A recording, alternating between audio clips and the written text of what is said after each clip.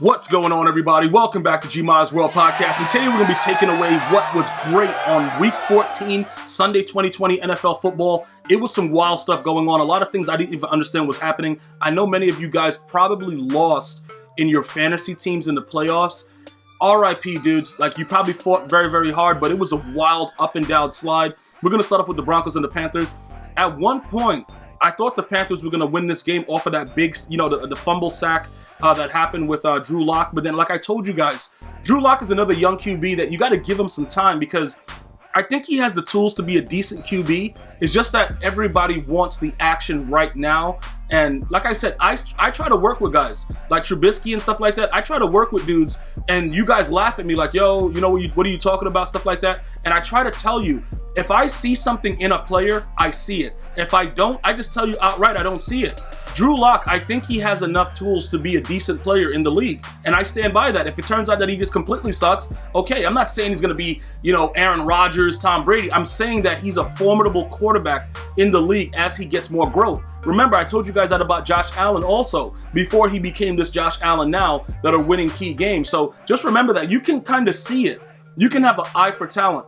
And I think it helps me because I'm not a fan of any team, that I can watch it and just be objective. And Drew Lock, listen, bro, 4 pass touchdowns, he outplayed Teddy Bridgewater and those bums in the Carolina Panthers. It don't really matter, dog. It is what it is. Shout out to the Broncos. Definitely a huge win. Congratulations to them. Speaking of Trubisky, Texas and the Bears, it was beautiful to see it.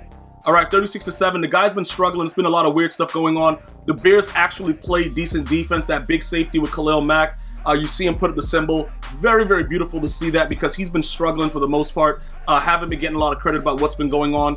And it was just good to see that. Sometimes you need that breath of fresh air, in a sense, to kind of say, all right, you know what? I'm still a decent player and I can still play football. So that was very, very good to see that. The Cowboys and the Bengals, it was hilarious because they moved the Cowboys from primetime because they're garbage, and they made them play like on whatever other type of zone. So they didn't get the main game. But every time that it kind of flipped to the game, the Cowboys was beating to break off the Bengals. So it's pretty much fine because the Bengals suck right now. Joe Burrow's out for the season. They're just trying to go through the motions. It's going to be kind of funny to see how it ends out, because many of the top players are quarterbacks coming out of the draft, and they already have Joe Burrow. But we'll see how that works. But the Cowboys, they don't, like, dude, you're not getting no credit for that. Looking at Mike McCarthy on the sideline during this game when they were up by so many points and he's calling timeouts before the half, it was a joke. He's not a good coach. They're probably going to fire him by next year, and that's pretty much it. Realistically, I can't say that the coaching is the problem, though, because the one unilateral thing that's there is Jerry Jones, and he has to allow people to, to do what they're supposed to do and just step back a little bit. So I think that he's the culprit behind all of this, but we have to wait to see how it works out. Packers and the Lions. Look, man, Devontae Adams, dude, listen, bro, it is what it is. The Packers clinched the NFC North. You know what I'm saying, bro? It is what it is. I'm not going to sit up here and set trip. Watching this game, I'm like, yo, Aaron, are you going to still throw a dot? He's like, yeah, I'm going to still throw this dot. And it was wild and savage. And then the crazy part about it is, like I tell everybody, when you're playing people in your own division, you can't just think because one team is really good and another team is really bad that has anything to do with it. That's why you'll see division rivals, the Browns, the Steelers, like you'll see people win that's not supposed to win, because this is rivalry games and they hate each other, literally.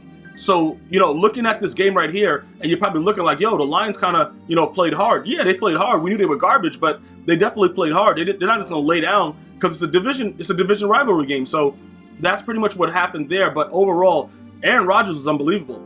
I don't know what's like. It's like the dude doesn't age.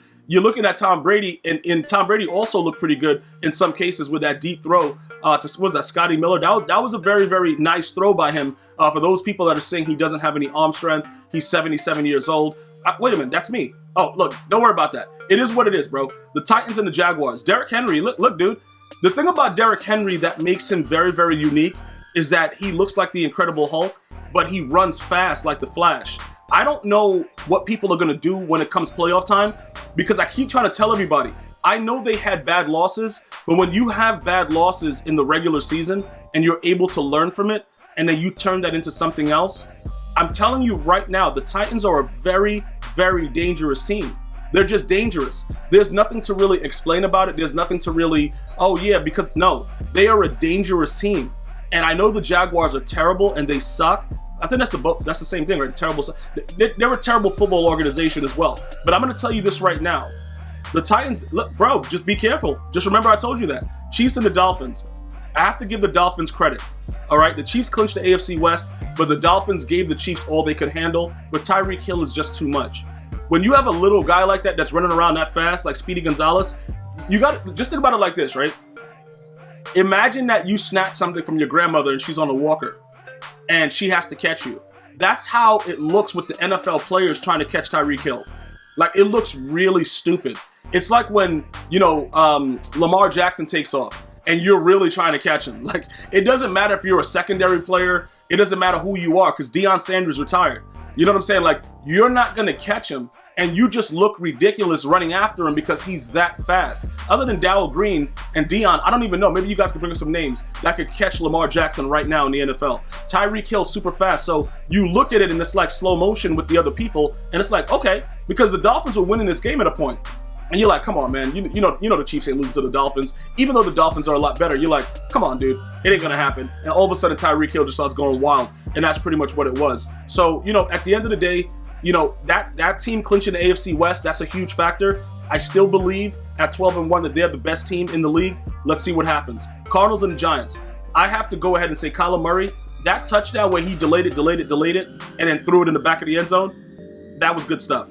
Because the Giants defense played them very, very well.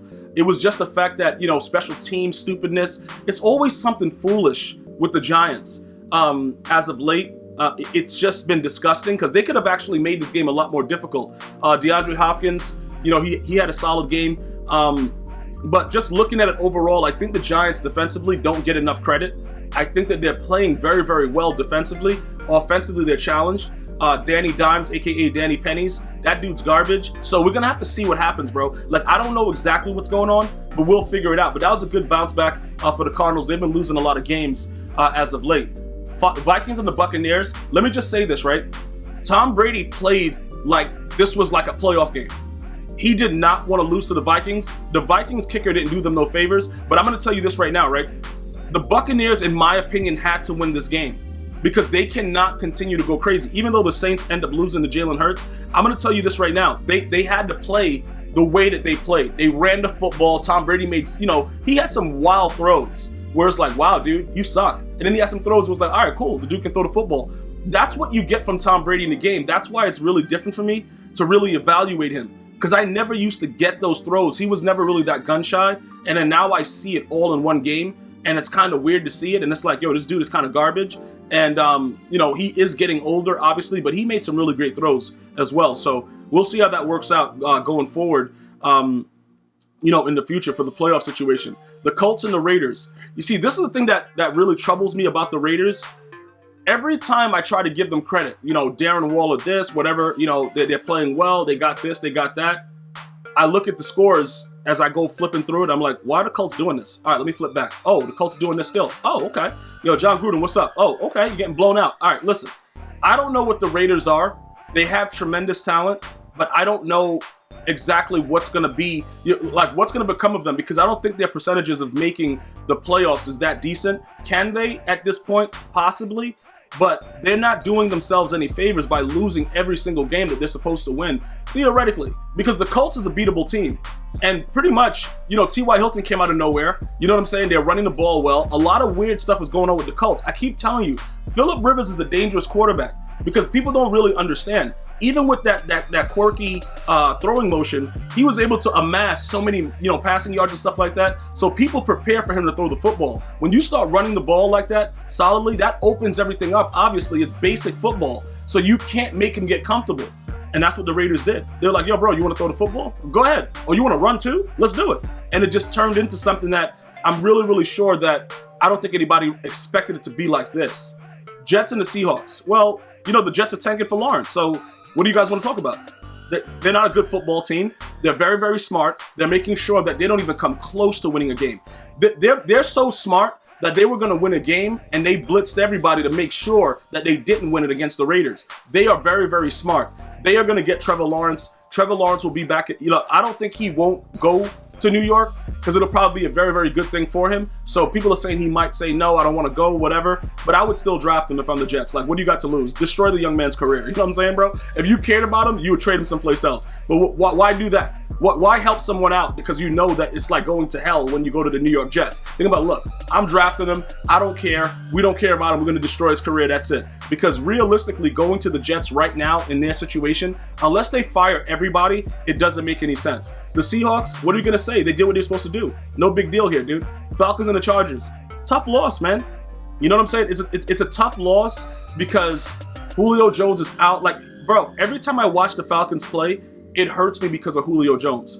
He's going to retire without a ring, and he's one of those talented receivers that deserved an opportunity, which he got in the Super Bowl against the Patriots, to win that. And I think that the way that they lost and everything around him, like, he's going to be a Hall of Famer, I believe, because he's played well, you know, for without a doubt for so long, and he's been an unstoppable player in this league at some points, but that's going to hurt his legacy a lot. And it's not his fault. It's because you know what I'm saying? You're a dependable position, and your quarterback is just fumbling and throwing picks, and you don't know what's going on. And it's just like, all right, cool, dude, you suck, and whatever. But the Chargers come up with a huge win right here because there has to be a winner, there has to be a loser, and it just turns out that the Falcons are always losing. It is what it is. Saints and the Eagles. I had to go back and forth, okay, to kind of figure out what was going on. I was like, my eyes, I can't believe this. But let me just say something, right? Why won't they give Jameis Winston a shot? If Taysom Hill is playing like an idiot, right? You have to realize, like, look, we got to make a decision. But I also understand what Sean Payton is doing. Sean Payton is trying to instill confidence in his quarterback. But look, Jalen Hurts, though, that dude is a monster, dog. And I don't know, like I said, I didn't see enough to see what's happening. Maybe the Eagles team just hated Carson Wentz, and they're like, yo, anybody else but him, and we'll start blocking for you and doing stuff. But Jalen Hurts made a lot of crazy plays to keep this team in the game and ultimately win it. It was ridiculous. 2 individual 100-yard rushers, Sanders and Hurts. That's unbelievable, bro. Congratulations to him in his debut. You know, shout out. Yo, look, the dude did what he's supposed to do. You know what I'm saying? He gave the spark that they were looking for, and it is what it is. Congratulations to him. I want to make sure that I said that. Washington football team, that boy Chase Young is a real man. Let me just say something. You guys remember, right? Before the season started, I did a podcast live on Twitch, and I put it over here on GmiasWorldPodcast. Go back to it and listen to what I said about Chase Young, and then look at what he did yesterday, and then tell me I don't know football. Because that kid, yo, listen, I don't want to call him a kid. That young man is, listen, he's already a grown man, bro. The dude was holding the football like a sub. I'm like, yo, you doing the subway, dude? Like, he was just holding, like he wanted to squeeze all the air out of it when he ran it back for 6. Like, whatever, dude. The football team is not playing games. Now, look, remember what I told you. Washington or the Giants is going to win that division. I told you guys that, you know, weeks ago. It looks like it's edging more to the Washington football team right now. Just to be careful, you know what I'm saying? Just to let you guys understand what's going on. Steelers and the Bills. Ben Roethlisberger is getting too lax and throwing picks like it doesn't matter to him anymore, and it's really starting to negatively affect everybody. Because he's just sitting back nonchalantly throwing picks like, yo, what's up? And the Bills were playing crazy. They were blitzing Josh Allen continuously. Diggs is a really good player, man. And I like the fact that he left the Vikings because now I'm able to see a real quarterback throwing the football. He's running the ball like he's running routes, and he's just wide open, toe tap swag, doing whatever he wants. The Bills were just better than the Steelers. Like, if we're being honest about it, the Steelers had no offense. The Bills just outplayed them. They were the better team. There's no excuse. You blitzed Josh Allen every single snap. It didn't work, and you got dominated. That's pretty much what it was. That's the end of story, point blank, period. That's it. And I'm scared if I have to play the Bills in the playoffs. That's all I'm saying. I want to thank you guys and girls for joining me. Hopefully you enjoyed the podcast on your way to work, on your way to school. I'm going to see you guys soon. One love, y'all.